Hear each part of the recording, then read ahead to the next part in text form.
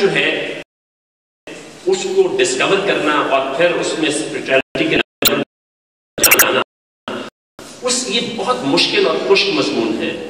اس میں اگر آپ وہ لوگ رکھتے ہیں یا واقفیت رکھتے ہیں، اگر وہ راستہ اختیار کیا جائے تو صدیوں نہیں تو شاید اشروں پر محیط ہوتا. لیکن یہ ہستی گل سکھا دیں گے بادشاہی کے، ان فقیروں سے دوستی کر لو. بلال صاحب یہ یقیناً ہمارے لیے اللہ کی ایک عطا ہے، بہت باکمال ہے.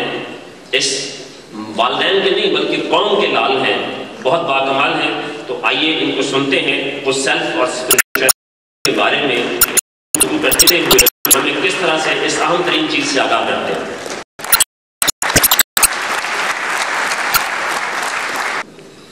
بسم اللہ الرحمن الرحیم. رب اشرح لی صدری ویسر لی امری واحلل عقدۃ من لسانی یفقہوا قولی. پروفیسر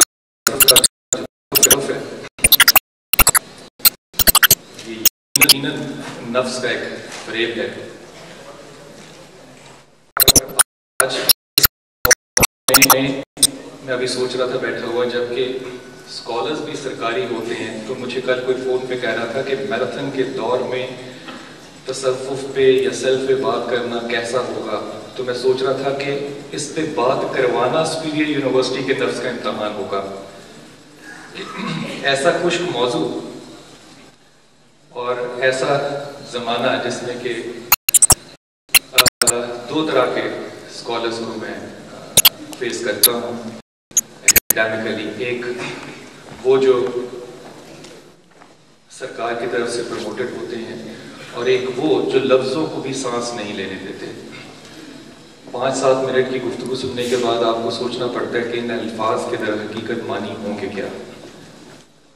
ابھی آنریبل گیسٹ طارق صاحب نے بہت خوبصورت بات کی کہ جب میں طالب علم تھا تو میں سوچ رہا تھا جب میں طالب علم تھا اور میں ان سیٹوں پہ بیٹھا کرتا تھا تو میں سوچا کرتا تھا یہ اگلی 2 سیٹوں والے لوگ کب جائیں گے، اور پھر جب وہ جائیں تو میں بھی وہاں سے جلدی سے نکلوں.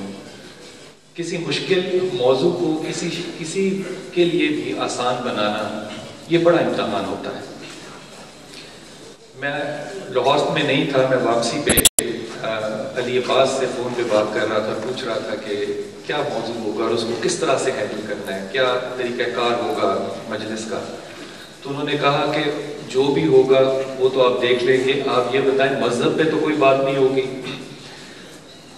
تو مجھے سارا راستہ بڑی حیرت ہوئی یہ سوچتے ہوئے کہ یہ کس طرح سے ایسی بات کی جائے کہ اسپرچویلٹی پہ بھی بات ہو، سیلف پہ بھی بات ہو، اور اس میں لفظ مذہب جو ہے وہ نہ آئے.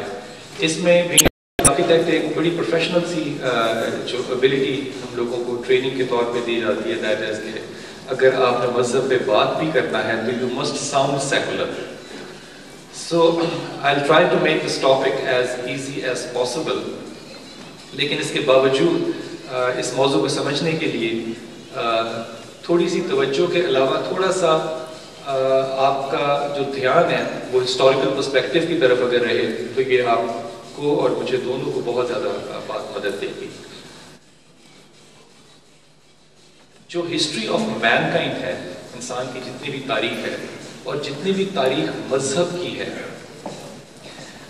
اس میں ایک چیز جو ہے دونوں میں وہ بڑی کامن ہے، اینڈ دیٹ از کہ جو پرپز اور نیچر آف ایگزسٹنس ہے. نیچر آف ایگزسٹنس کس طرح کی ہے اور اس کا مقصد کیا ہے، اس ایگزسٹنس کا مقصد کیا ہے. جو سراغ ہے وہ خدا کا لگانا ہے.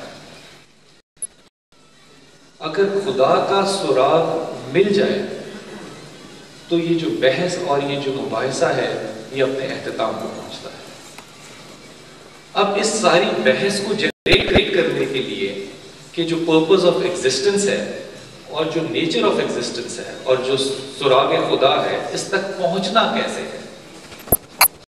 مذہب اس بحث کے لیے ایک ٹول کا حصہ ہے، ایک ٹول کا درجہ رکھتا ہے. ٹول سمجھتے ہیں آپ اوزار کا. یہ ایک اوزار ہے جو کہ بات یا بحث کرنے کے لیے آپ استعمال کرتے ہیں، اگر مذہب میں خدا نہ ہو، اگر مذہب میں خدا نہ ہو تو مذہب ایک بیکار کام ہے۔ وہ راہ ہے جس طرح کہ انگریزی میں اگر اس کو دیکھیں ریلیجن کو تو اس کے معنی ہوتے ہیں تو ٹائی بیک، واپسی کے راستے پہ اپنا آپ دوبارہ سے جوڑنا، جو جدائی ہوئی ہے اس کو دوبارہ کنیکٹ کرنا۔